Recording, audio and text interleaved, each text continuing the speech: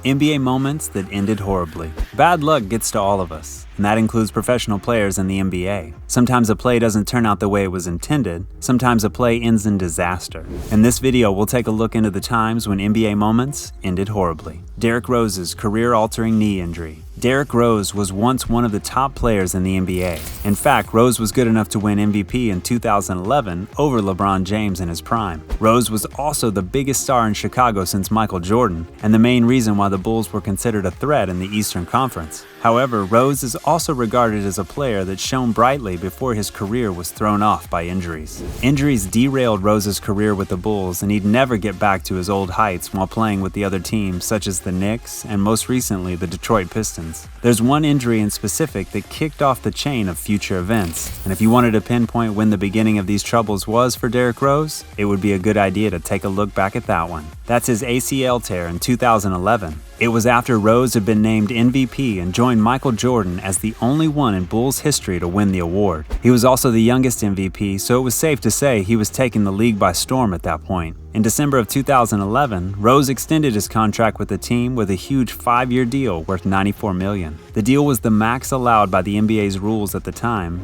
and was made possible by the Derrick Rose rule from the 2011 CBA. However, during the playoffs that season, the injury finally happened that would spell the beginning of the end for Rose's run as the star player in Chicago. Rose tore his ACL in Game 1 of a first-round playoff series against the Sixers, an injury that would place him out for the rest of the playoffs. Rose didn't get back to practice until 2013, but even after being cleared to play, he had a slow recovery. The Bulls managed to make the Eastern Conference semifinals while being pushed along by the rest of the team, which included players like Joakim Noah and Jimmy Butler, but the Miami Heat easily handled them and moved on to the finals that year. Despite eventually making a comeback to the Bulls, Rose suffered from other problems through the rest of his time with the team, such as a torn meniscus he had to recover from later. He never reached the same heights with the Bulls, and his stints with the other teams have only shown flashes of his former self. Stephen Curry's recent injury. It looks like the Golden State Warriors' run as a dynasty is effectively over. Golden State was one of the most dominant franchises of the 2010s and had an impact on how basketball is played around the league in general. They took bold shots from the outside, moved the ball quickly, and sent a clear message that the NBA of today is a shooter's league. However, a lot of their success during their most dominant period rested on the shoulders of two players who led the way for the others, Steph Curry and Kevin Durant.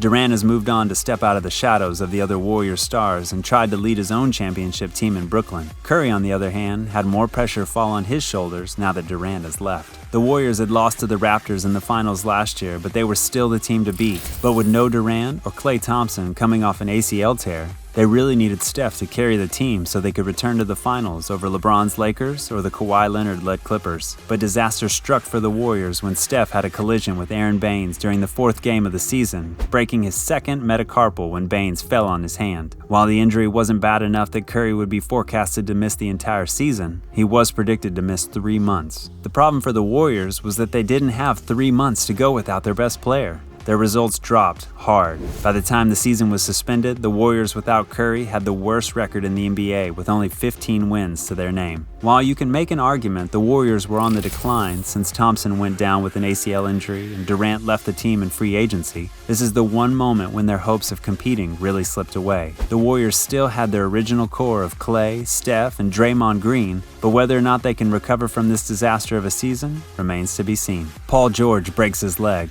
This one will go down as one of the worst injuries in the history of the NBA. What makes it even worse is that it didn't even happen during a regular season game, or an NBA game at all for that matter. George was with the USA Basketball National Team, which was playing a televised showcase match between a blue and white team. Basically, it was a glorified practice. But this practice had very real consequences for Paul George.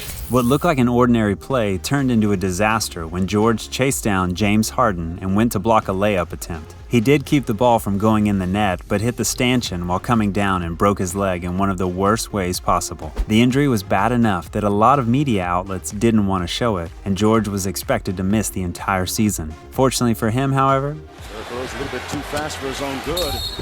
Nice contest, but a foul.